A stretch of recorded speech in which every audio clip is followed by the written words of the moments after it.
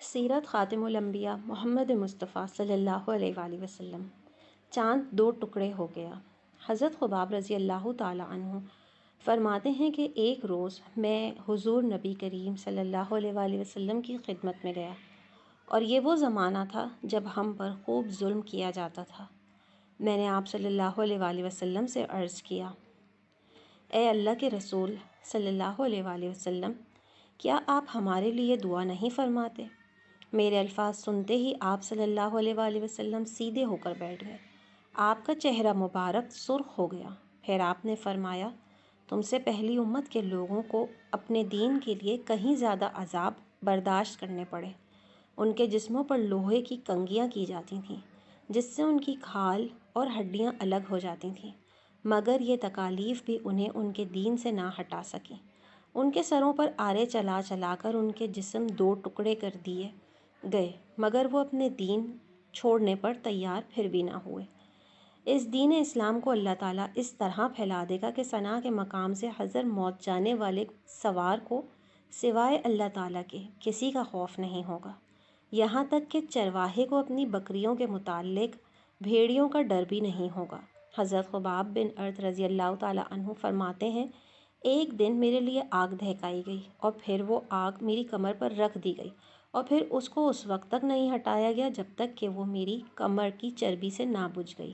ایسے ہی لوگوں میں حضرت عمار بن یاسر رضی اللہ تعالیٰ عنہ بھی تھے۔ حضرت عمار بن یاسر رضی اللہ تعالیٰ عنہ کو ان کے دین سے پھیرنے کے لیے مشرکوں نے طرح طرح کے ظلم کیے، آگ سے جلا جلا کر عذاب دیے، مگر وہ دین پر قائم رہے۔ علامہ ابن جوزی رحمہ اللہ فرماتے ہیں، ایک مرتبہ حضرت صلی اللہ علیہ وآلہ وسلم اس طرف تشریف لے جا رہے تھے۔ اس وقت حضرت عمار رضی اللہ تعالیٰ عنہ کو آگ سے جلا جلا کر تکالیف پہنچائی جا رہی تھیں۔ ان کی کمر پر جلنے کی وجہ سے کوڑ جیسے سفید داغ پڑ گئے تھے۔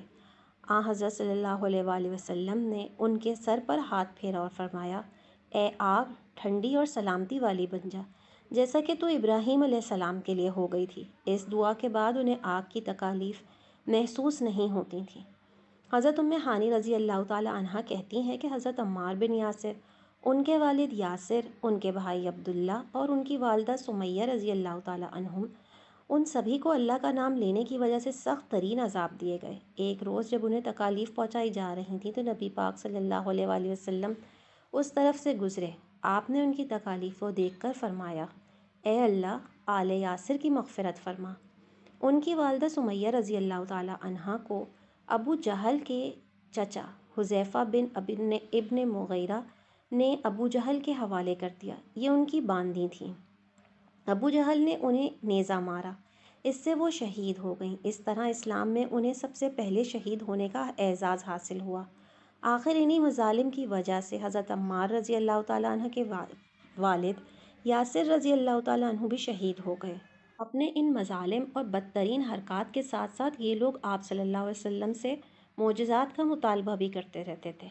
ایک روز ابو جہل دوسرے سرداروں کے ساتھ حضور نبی کریم صلی اللہ علیہ وآلہ وسلم کے پاس آیا اور بولا، اے محمد، اگر تم سچے ہو تو چاند کے دو ٹکڑے کر کے دکھاؤ، وہ بھی اس طرح کہ ایک ٹکڑا ابو قبیس پہاڑ پر نظر آئے اور دوسرا قیقان پہاڑ پر نظر آئے۔ مطلب یہ تھا کہ دونوں ٹکڑے کافی فاصلے پر ہوں تاکہ اس کے دو ٹکڑے ہونے میں کوئی شک نہ رہ جائے۔ اس روز مہینے کی 14ویں تاریخ تھی، چاند پورا تھا۔ آپ صلی اللہ علیہ وآلہ وسلم نے ان کی یہ عجیب فرمائش سن کر فرمایا، اگر میں ایسا کر دکھاؤں تو کیا تم ایمان لے آؤ گے؟ انہوں نے ایک زبان ہو کر کہا، ہاں بالکل، ہم ایمان لے آئیں گے۔ آپ صلی اللہ علیہ وآلہ وسلم نے اللہ تعالیٰ سے دعا فرمائی کہ آپ کے ہاتھ سے ایسا ہو جائے۔ چنانچہ چاند فوراً دو ٹکڑے ہو گیا۔ اس کا ایک حصہ ابو قبیس کے پہاڑ کے اوپر نظر آیا اور دوسرا قیقان پہاڑ پر۔ اس وقت نبی کریم صلی اللہ علیہ وآلہ وسلم نے ارشاد فرمایا، لو، اب گواہی دو۔ ان کے دلوں پر تو قفل پڑے تھے، کہنے لگے، محمد نے ہم لوگوں کی آنکھوں پر جادو کر دیا ہے۔ کچھ نے کہا، محمد نے چاند پر جادو کر دیا ہے، مگر ان کے جادو کا اثر ساری دنیا کے لوگوں پر نہیں ہو سکتا۔ مطلب یہ تھا کہ ہر جگہ کے لوگ چاند کو دو ٹکڑے نہیں دیکھ رہے ہوں گے۔ اب انہوں نے کہا، ہم دوسرے شہروں سے آنے والے لوگوں سے یہ بات پوچھیں گے۔ چنانچہ جب مکہ سے دوسرے شہروں کے لوگ داخل ہوئے تو انہوں نے چاند کے بارے میں ان سے پوچھا۔ آنے والے سب لوگوں نے یہی کہا، ہاں ہاں، ہم نے بھی چاند کو 2 ٹکڑے ہوتے دیکھا ہے۔ یہ سنتے ہی مشرک بول اٹھے، بس پھر تو یہ عام جادو ہے، اس کا اثر سب پر ہوا ہے۔ کچھ نے کہا یہ ایسا جادو ہے جس سے جادوگر بھی متاثر ہوئے ہیں، یعنی جادوگروں کو بھی چاند 2 ٹکڑے نظر آیا ہے۔ اس پر اللہ تعالیٰ نے سورہ قمر کی آیات نازل فرمائیں، جس کا ترجمہ ہے، قیامت نزدیک آ پہنچی اور چاند شق ہو گیا، اور لوگ کوئی معجزہ دیکھتے ہیں تو ٹال دیتے ہیں اور کہتے ہیں یہ جادو ہے جو ابھی ختم ہو جائے گا۔ مختلف قوموں کی تاریخ سے یہ بات ثابت ہوتی ہے کہ چاند کا 2 ٹکڑے ہونا صرف مکے میں نظر نہیں آیا تھا، بلکہ دوسرے ملکوں میں بھی اس کا مشاہدہ کیا گیا تھا۔ اسی طرح ایک دن مشرکین نے کہا، اگر آپ واقعی نبی ہیں تو ان پہاڑوں کو ہٹا دیجیے جن کی وجہ سے ہمارا شہر تنگ ہو رہا ہے، تاکہ ہماری آبادیاں پھیل کر بس جائیں، اور اپنے رب سے کہہ دیجیے کہ ایسی نہریں جاری کرا دیں جیسی شام اور عراق میں ہے، اور ہمارے باپ داداؤں کو دوبارہ زندہ کرا کر دکھائیں۔ ان دوبارہ زندہ ہونے والوں میں قصی بن کلاب ضرور ہوں، اس لیے کہ وہ نہایت دانا اور عقل مند بزرگ تھا۔ ہم اس سے پوچھیں گے آپ جو کچھ کہتے ہیں سچ ہے یا جھوٹ؟ اگر ہمارے ان بزرگوں نے آپ کی تصدیق کر دی اور آپ نے ہمارے لیے یہ مطالبات پورے کر دیے تو ہم آپ کی نبوت کا اقرار کر لیں گے اور جان لیں گے کہ آپ واقعی اللہ کی طرف سے بھیجے ہوئے ہیں۔